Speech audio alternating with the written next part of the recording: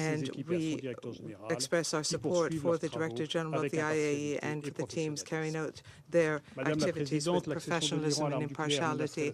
Access by Iran to nuclear weapons would threaten international and regional peace and security. It endangers the integrity of the non-proliferation regime, namely the Iranian issue continues to deserve the concern of the Council. On the 18th of October, the 2025 Resolution 2231 will come to an end. We call on Iran to return to dialogue so that we can find a robust, verifiable and lasting diplomatical solution responding to all legitimate concerns of the international community on the Iranian nuclear program.